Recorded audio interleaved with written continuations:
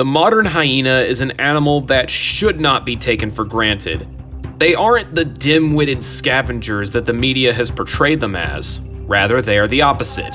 Spread across much of modern Africa, these massive mongoose, and yes, that is what they really are, can be some of the deadliest predators on the continent.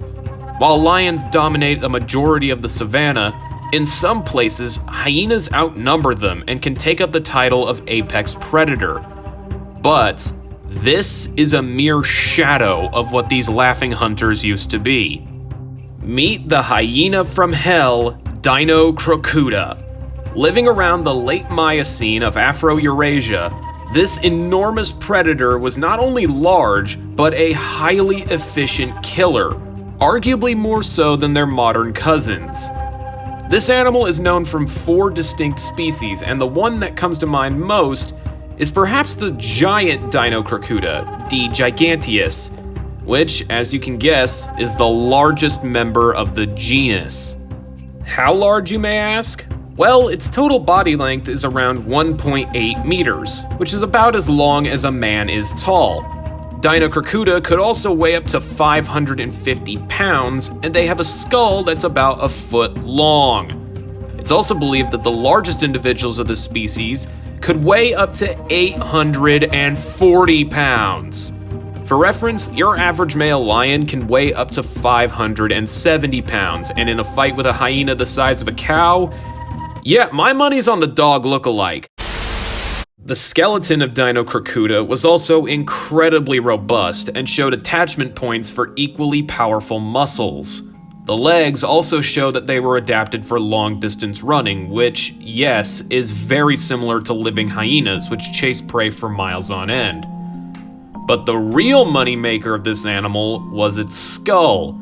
Not only was the head of Dinocrocuta larger than any other feliforms, the large skull also had attachment points for, once again, equally large muscles. So not only did you have a fast, strong mega hyena, but this thing had a bite strong enough to crunch through tough bones of megafauna like they were potato chips. Studies also show that Dinocrocuta had equally impressive senses to back up its strength. A lot of the skull indicates an emphasis on eyesight, smelling, and hearing. And if they had the same level of senses as a modern hyena, that means that this thing could smell carrion from over 4 kilometers away and could hear prey items making noise from 5 kilometers away. But what exactly did this giant hyena even prey on? The answer? Yes. You see, Dinocrocuta lived everywhere from Africa to the Tibetan region of Mongolia, so it's no surprise that they could eat nearly everything. Giraffids, gazelle, proboscideans, primates, pigs, equids, deer, bovids, and calicotheres likely served as good menu choices for this mega-sized killer. One of these choice animals was the extinct tusked rhino Chiliotherium, which preserved evidence of having its skull bitten by a Dinocrocuta. We don't know if these furry Grim Reapers hunted in packs, but you're talking about a hyena that weighs as much as a Siberian tiger. I doubt that they need it. But there's a side to this animal that I haven't even mentioned yet, and it's the fact that Dinocrocuta isn't really a true hyena. While it was initially described as a hyena and placed in the Hyenidae, later discoveries showed that this animal wasn't really a true member of the family.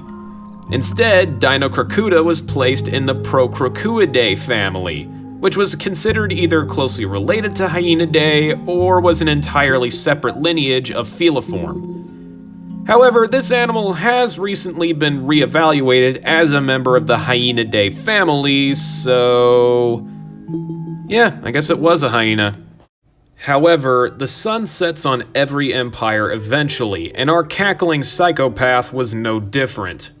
Dinocrocuta lived from 11.5 to 7 million years ago before suddenly falling into decline.